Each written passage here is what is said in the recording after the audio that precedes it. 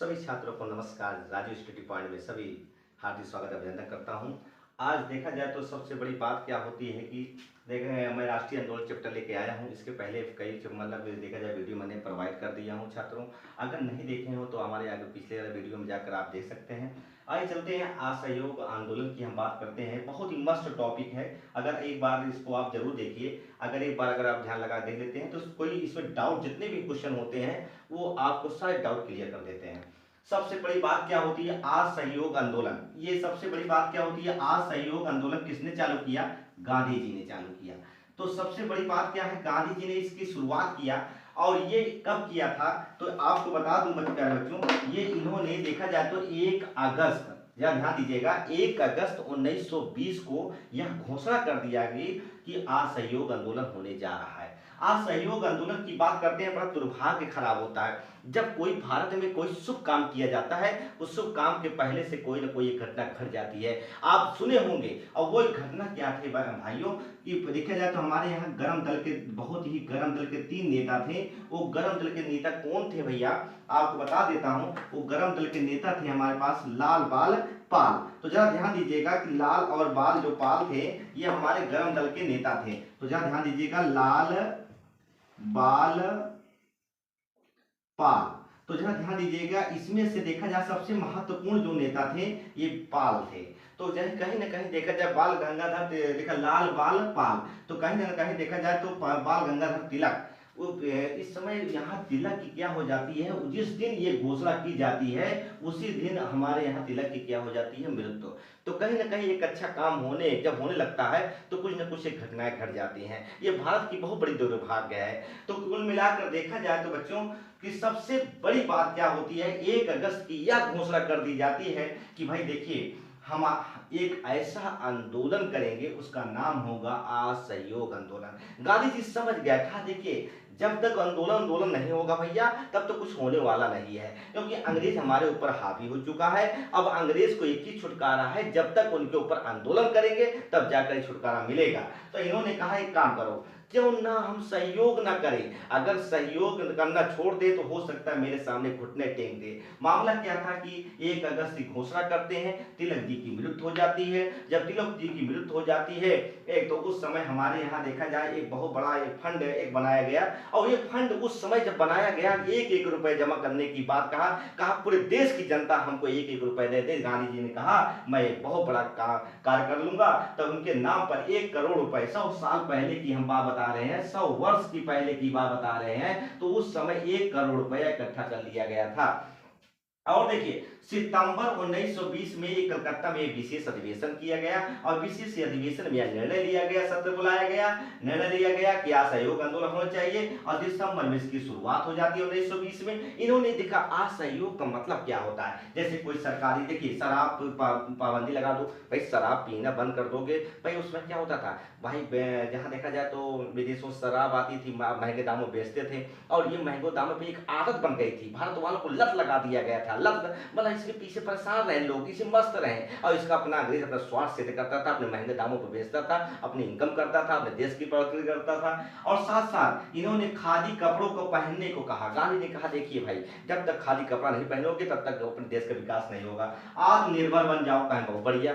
और देखिए छुआछूत की भावना को दूर करो, भैया दूर करो भाई, बहुत हमारे देश में बहुत ज्यादा छुआछूत है, और स्वदेशी का प्रयोग करो। मामला क्या है, देखिए अगर अपने बच्चों को पढ़ा रहे हो सरकारी स्कूल में, पढ़ाना छोड़ दो। इनको कहना क्या है गांधी जी को, पढ़ाना छोड़ दो। दूसरी बात क्या है, अगर विदेशी कपड़ा पहन रहे हो तो विदेशी कपड़ा पहन रहे हो तो मतलब कपड़ा पहनना छोड़ दो, गांधी जी कहना है। और तीसरा काम क्या है, अगर सरकारी नौकरी कर रहे हो तो सरकारी नौकरी कर रहे हो तो नौकरी करना छोड़ दो, कौन कह रहा है, गांधी जी कह रहे हैं। चौथा पॉइंट कह रहा है, देखिए अगर और देखिए वकालत कर रहे हो तो वकालत करना छोड़ दो, मतलब वकालत करना छोड़ दो। मतलब कह रहे हैं कौन, गांधी जी कह रहे हैं। मतलब हमारा कहना क्या है कि अगर आप इस पे सहयोग ना करोगे तो 100% है मेरे सामने अंग्रेज जाकर, जेम्स फोर्ड उस समय वायसराय था, वो हमारे सामने क्या हो जाएगा, वो झुकेगा। तो कहीं ना कहीं गांधी जी का बहुत बड़ी टेक्नोलॉजी था। इन्होंने सोचा कि एक बार अगर इस्तेमाल करो फिर विश्वास करो, तो ये इन्होंने कहा। मगर कुछ लोग भारत के नेताओं ने कहा है गांधी जी तो लगता है कि बुद्धि, अब भाई अपने बच्चों को नहीं पढ़ाएंगे तो बच्चा हमारा कट्टा बनाएगा। क्या बनाएगा बच्चा? कट्टा। अब ये कट्टा क्या करेगा? दगाएगा, आतंकवादी बनेगा। तो एक बात देखिए भाई, तो गांधी कहा नहीं भाई, हम कट्टा बनाने क्यों कह रहे हैं? बच्चा मेरा, अगर बच्चे के लिए हम अंग्रेजी स्कूल ना पढ़ाकर अंग्रेजी, मैं एक स्वयं संस्कृत का स्कूल खोलेंगे। किसका खोलेंगे? संस्कृत का स्कूल खोलेंगे, स्वदेशी स्कूल खोलेंगे, स्वदेशी स्कूल खोलेंगे, अपने हम बच्चों को स्वदेशी स्कूल पढ़ाएंगे। ये कौन कह रहा है? गांधी जी कह रहे हैं, गांधी जी कह रहे हैं। और दूसरी बात बता दो, इन्होंने कहा भैया अगर हम नौकरी छोड़ देंगे तो हम क्या करेंगे? हम क्या या चना बेचेंगे या छोला भटूरा बेचेंगे? तो कहे नहीं, आपके लिए भाई मैं रोजगार रखा हूं। तो रोजगार क्या है? अब यही 1 करोड़ रुपया जो आया था, इसी 1 करोड़ रुपए का इस्तेमाल किया जाए। उसको ने 1 करोड़ रुपए को चरखा चरखा बनाने के लिए प्रयोग किया गया। कहा चरखा चलाओ, सूत काटो और पैसा इकट्ठा करो। गांधी जी देखिए बहुत बढ़िया, सारे सोची समझी एक नीति बनाई गई, ताकि कोई भी अगर देखिए आज जमाने में क्या होता है, कोई अगर कोई कानून बनते हैं, कोई बनते हैं तो उसको उल्लंघन करने वाले 50 लोग होते हैं। गांव में क्या होता है बच्चा, गांव में किसी को ये बुराई कर दिया तो 1000 लोग बुराई बता रहे, अच्छाई की बात नहीं करते। गांधी पहले से योजना बना दी कि हमारे पर लांछन लोग लगाएंगे, ये गांधी गलत कर दिया, ये नहीं कर दिया। कहीं ना कहीं व्यवस्था मैंने इससे पहले सोच लिया था।